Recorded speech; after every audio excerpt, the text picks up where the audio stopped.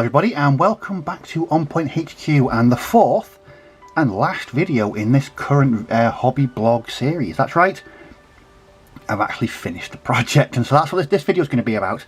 It's the showcase, it's the final part of the series, and I've actually finished all 1004 points of late war US Mechanised Tank Destroyer Platoon goodness. I'll apologise in advance if my voice sounds a tad croaky. It's the weekend after our podcast convention, CrackCon 2, and I spent the weekend talking to many awesome people, and it's had a bit of an adverse effect on my voice, but so I do apologise in advance. With that out of the way though, let's get on to what I've been up to. So, very brief recap. I will link to the previous videos in the description for this one, but quick whistle stop tour of how we got to this point. Last year I lost my bolt action painting mojo. I didn't paint anything for 3 months. I wanted to go back to bolt action. I chose a really unique and funky list from the US D-Day book by Warlord Games, which was a good mix of vehicles and infantry. I decided to do that. I decided to make this blog series to keep me motivated, to chart my progress back into my bolt action painting hobby. And I broke it down into 4 stages, so it's going to be 4 infantry on 1 vehicle per stage. This is the 4th video. Everything is done, so I'm going to show you exactly what I've been up to. So, like I mentioned before, it's 1,004 points, which is the US late war Mechanised Tank Destroyer Platoon. And so it consists of HQ, some support bazookas, an infantry section, 3 M10 tank destroyers, and a truck to transport everyone. So let's get on. So if you've seen the other videos, you may have seen some of these before, but this is the whole thing in its entirety, so let's get on with it. So first up we have, so this is the HQ section. This is the first lieutenant, sorry, lieutenant, he's American, lieutenant. Let's get pulled up on that, but here we go. So these are all made from a combination of the US Infantry box and the US Airborne box by Warlord Games. This is the HQ. These were the first ones I painted.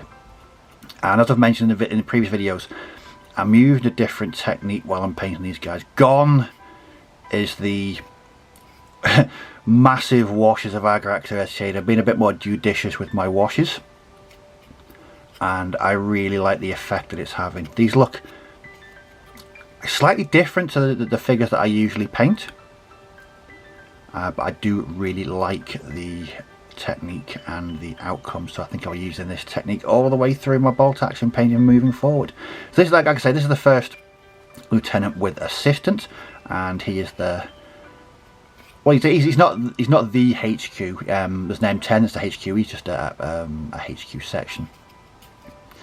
But there we go. Lovely figures to work with. Up next we have a 10-man infantry section. So again, these are all built using a mixture of the US Infantry box and the US Airborne box. All plastic, all, some of them kit bash, some of them are just as standard. But let's have a look. We'll go through these. I'm really happy with these. So I painted them 2 at a time. I normally batch paint in batches of 5, but I went for 2 just so I could concentrate on the individual quality of them. I tend to find that when I get to sort of figures 7, 8 and 9, 10, my quality has dipped somewhat if I'm painting the same figure. So I stuck with 2. And this is the 10-man infantry section. Let's have a look at some of the chaps at the back.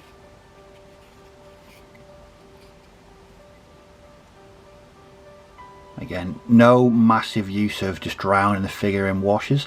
The washes are actually used more as an addition to the paint, rather than just, you know, drowning the entire figure to get those recesses and depths of folds in the material. And I've also gone back to using Cadian flesh tone for the skin on these guys as well. The basing is my standard go-to cork, static grass and flock. So that is the fully completed 10-man infantry section. or squad as they're Americans, not section, that's British. What you'll notice is that there's no patches or uniform insignia yet. I've not quite decided. I've got to do a bit of research to find out who these guys would actually be. Hence no identifying insignia or markings at the moment. But I think this is the first, well, not the first time, but once these all came together in a full 10-man squad, I was super chuffed with how these turned out. And quite a simple colour scheme as well, but they were very interesting to paint. I really look forward to using these again in the future. The airborne and the infantry kits, some fantastic kits from Warlord, really clean sculpts, lots of detail, and just really great to work with. So the last infantry option for this list allows me to take 2 bazooka teams, and that's what I've done. Here we go. So here are the 2 fully completed bazooka teams. Let's get that to focus.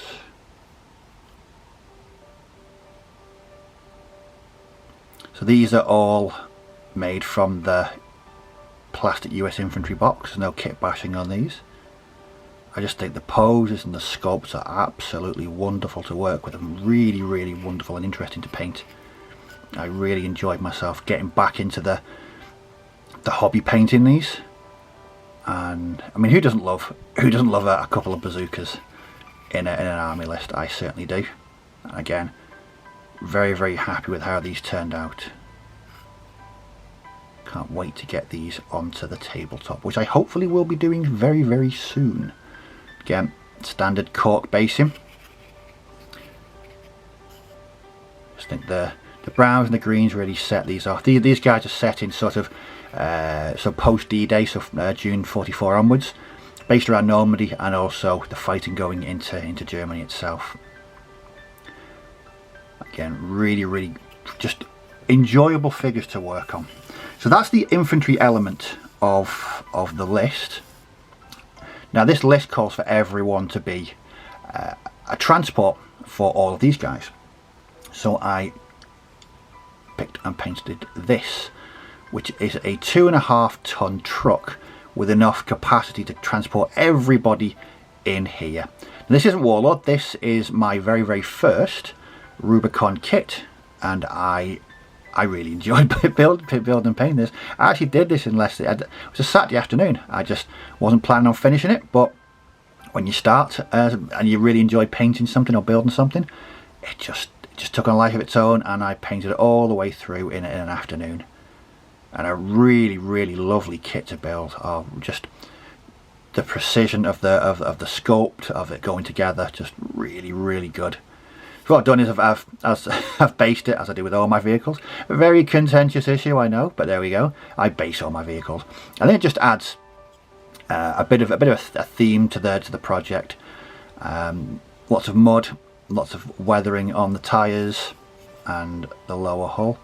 But yeah, a really lovely kit to put there. Transport, I don't normally spend that long on transports, but yeah, spent a few hours on this, but really enjoyable.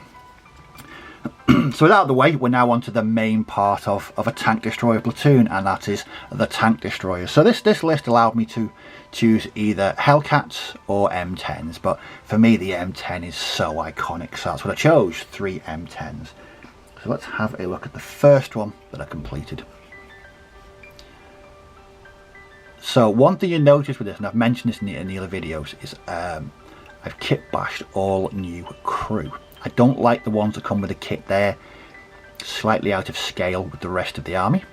So rather than having 3 in the turret, I chose to kit bash 2 instead. Just fit them in there. And these are simply made from the US infantry box and the arms, again from the infantry and airborne. You know, there's quite a bit of stowage on here as well. Got some logs, sandbags, a German tank wheel for a bit of armour, some helmets and some packs, and well, water or petrol cans. This has slowly become one of my favourite plastic vehicle kits from Warlord. Absolutely lovely, goes together really easily, and great scope for personalisation with the stowage. So that was the first M10. Up next, I went for the command vehicle. So how do you represent a command vehicle? easy, you have a guy with binoculars sticking out the turrets. Again, kit bash crew using various bits from the airborne infantry boxes.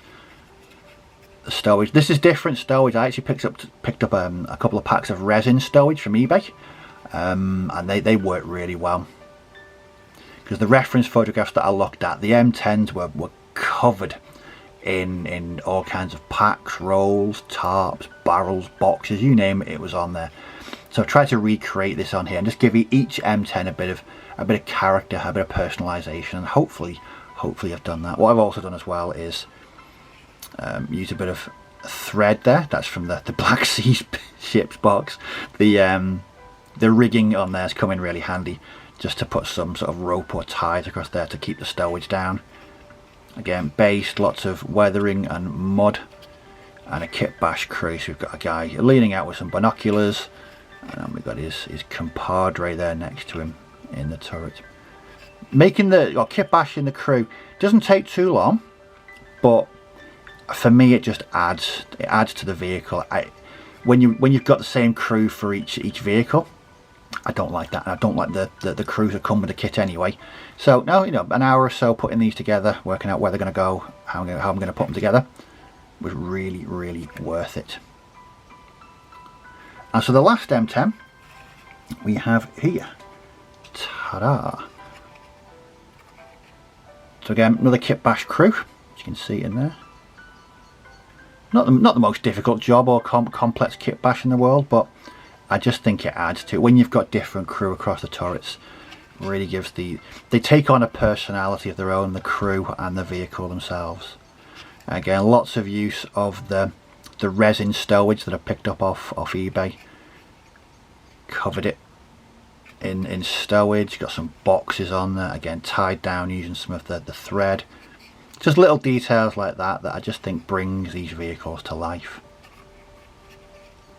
Some logs, some packs, some tarps. And again, the mud. Vallejo mud and Vallejo water effect all the way for me. And there we go. So that right there is the full project completed. 1004 points of bolt action goodness, and I can honestly say it's been absolutely enjoyable getting back into painting bolt action.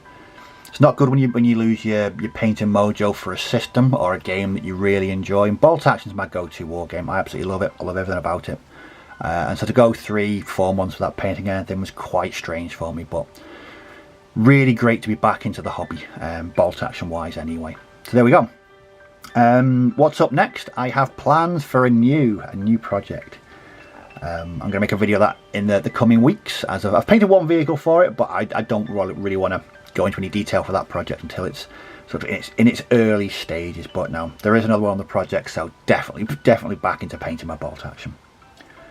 Well, thanks for watching. I hope you've enjoyed this and the other videos in this series. If you've got any comments or questions about the project, bolt action, or wargaming in general, please leave them down below in the comments and I'll respond to all comments and questions. But as always, thanks for watching. Do take care, may your dice roll well, and I'll catch you all in the next video. So, bye bye for now.